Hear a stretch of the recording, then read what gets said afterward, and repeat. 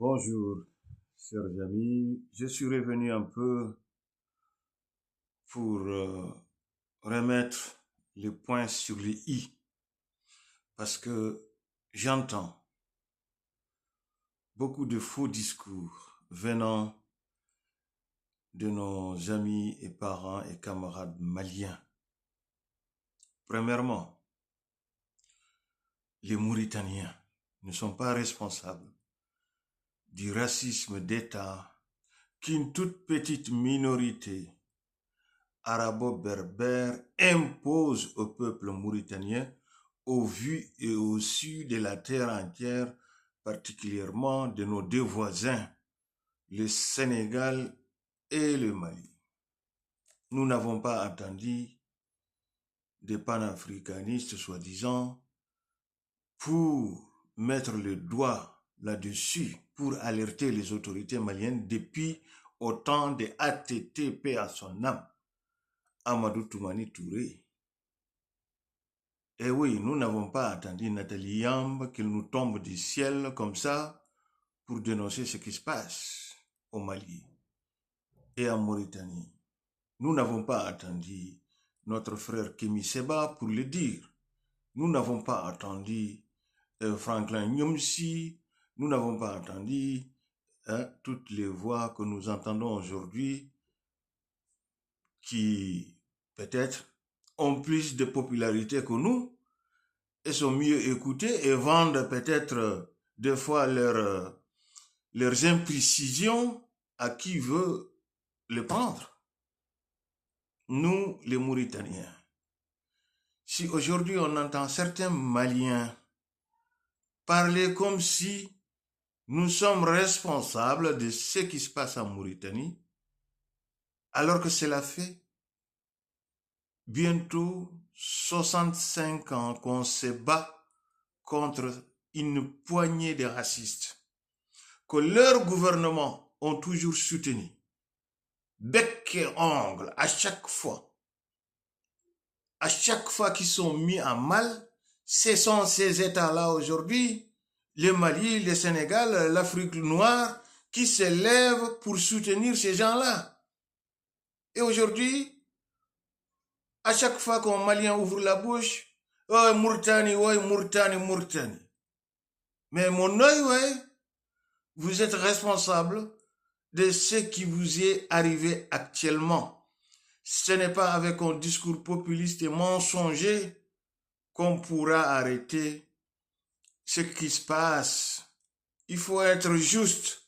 Il faut oser affronter les mal. Ce ne sont pas quelques officiers ou sous-officiers qui ont fui le front, comme d'ailleurs ce qui s'est passé en Mauritanie, ça a commencé comme ça, qui ont fui le front et aujourd'hui qui sèment la terreur à Bamako, qui se battent pour que chacun soit chef. Non pour combattre ce que vous appelez les djihadistes ou le terrorisme. Ce ne sont pas des terroristes, ce ne sont pas des musulmans. Ce sont des brigands, ce sont des bandits, ce sont des gens qui cherchent, ce sont des dealers qui cherchent à vendre du n'importe quoi et qui n'ont rien à proposer à part dire que nous sommes musulmans, si vous n'êtes pas d'accord avec nous, on va vous couper les têtes, on va vous couper les jambes, on va vous mutiler vivant. C'est tout. Donc, ces alertes-là, elles ont été faites depuis au temps de ATT. On a mis en garde les autorités maliennes en disant qu'attention, l'État mauritanien supporte, aide à la division du Mali par racisme d'État, par racisme anti-subsaharien, anti-noir. L'État mauritanien est prêt à aller aider les diables pour écraser les Noirs. Malheureusement, nos pays voisins n'ont pas compris ça.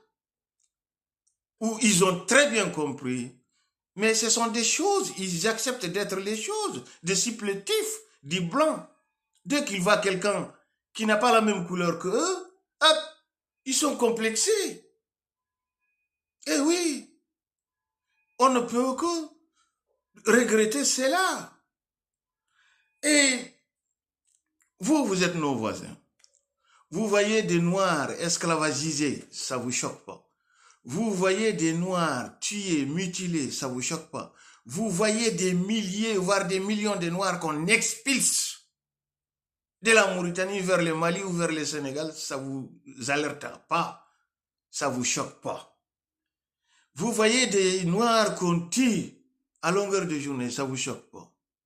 C'est aujourd'hui seulement, avec un petit clown au pouvoir, soit disant qu'il est venu libérer le Mali de l'impérialisme, de ses rêves, de je ne sais quoi, qui a un discours populiste, qui se dit que c'est lui qui va libérer l'Afrique.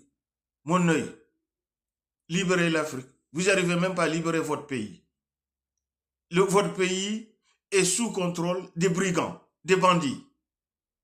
Et vous ne pouvez même pas sortir de la capitale. Vous allez libérer qui? Vous allez libérer qui? Il faut qu'on se dise la vérité. Il faut que les Maliens acceptent que si ça ne va pas, eh oui, c'est pas la faute des Mauritaniens. Non, les Mauritaniens, ils ont fait leur devoir depuis, allez, on va dire 3 décennies. 30 ans, on le dit. Depuis 30 ans, on le dit. C'est aujourd'hui que vous nous sortez pour dire, ouais, vous les Mauritaniens. Mais qu'est-ce qu'il y a? Vous êtes responsables? On vous l'avait prévenu. Pourquoi vous n'avez pas pris de mesures? Pourquoi vous n'avez pas aidé à stopper tout ça, à arrêter tout ça net? Pourquoi vous, à chaque fois qu'on leur parle, non, c'est de l'ingérence. Et alors, ce qui se passe là, les États là, en plus, toutes les 2 ou 3 phrases, nos frères panafricains ou soi-disant panafricains nous disent oui, c'est à cause du chute de Kadhafi que voilà, que y a eu ça, qu'il y a eu déferlement de ceci ou de cela.